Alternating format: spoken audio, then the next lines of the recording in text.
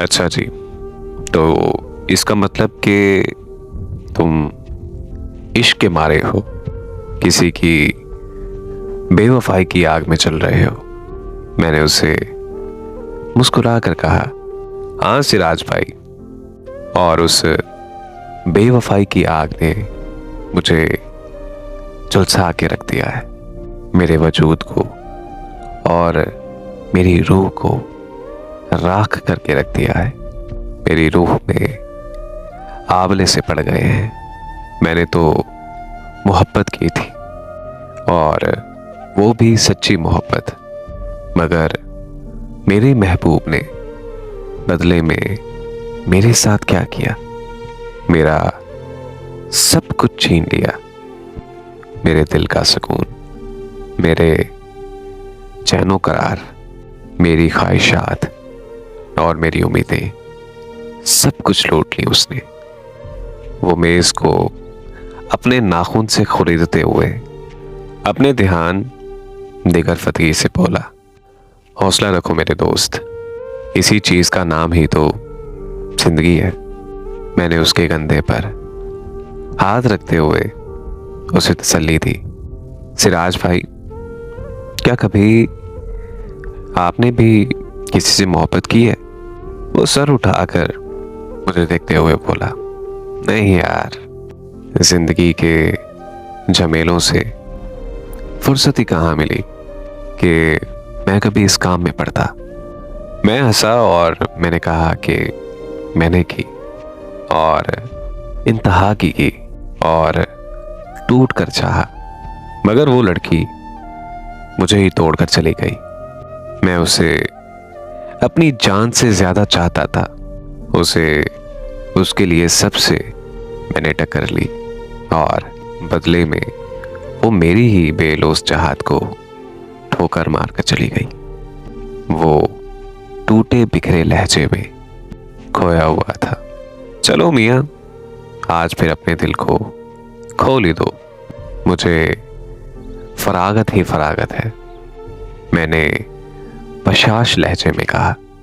जी सिराज भाई, मैं भी अपने दिल पर एक बोझ सा महसूस कर रहा।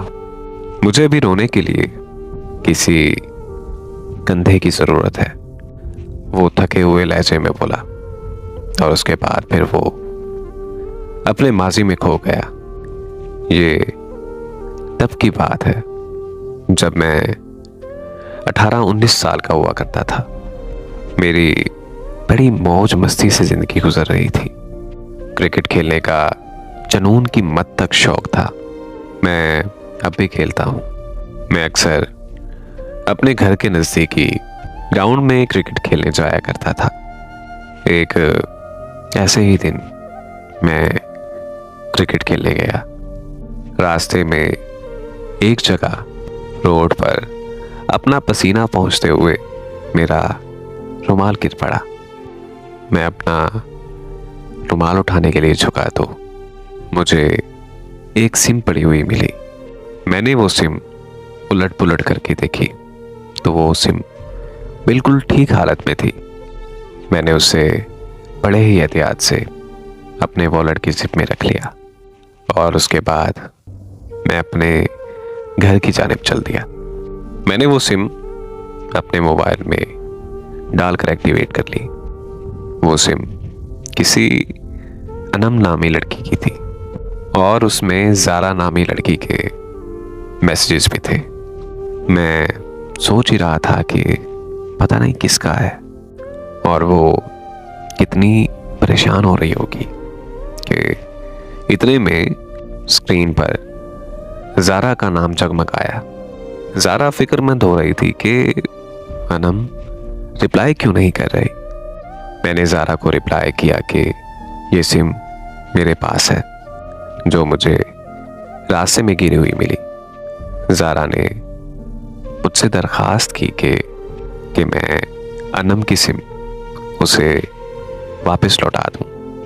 उसने मुझे अनम के घर का एड्रेस भी दिया। मैंने अनम के घर जाकर उसे उसकी सिम वापस लौटा दी, और फिर उसके बाद زارا نے مجھ سے رابطہ کیا اور وہ میرا بہت زیادہ شکر گزار ہو رہی تھی کہ میں نے اس کی سہیلی کی سم واپس کر دی۔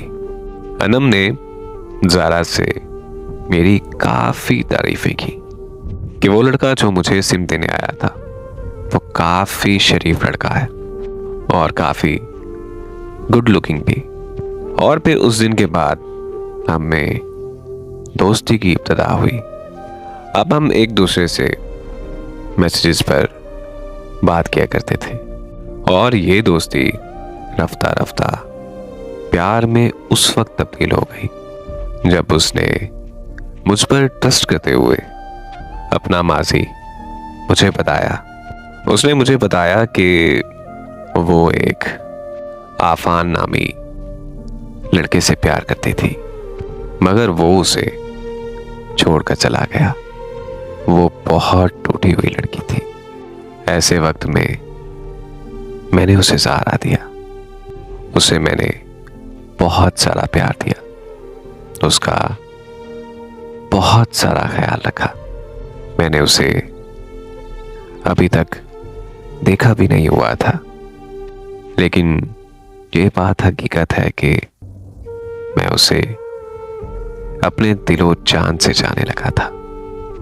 بنا دیکھے وہ دوستی محبت میں تبدیل ہوتی چلی گئی اور ایک دن میرے دل میں اس سے ملنے کی خواہش جاگی۔ میں بہت ڈرا ہوا تھا کہ کہیں وہ میری اس بات کا برا نہ مان جائے، لیکن پھر بھی میں نے بہت زیادہ ہمت جٹا کر اپنی خواہش کا اس سے اظہار کر دیا۔ میرے پہلے کہنے پر وہ رضامند ہو گئی۔ مجھے اس بات سے بالکل غرض نہیں تھا کہ وہ لڑکی دیکھنے میں کیسی لگتی ہے،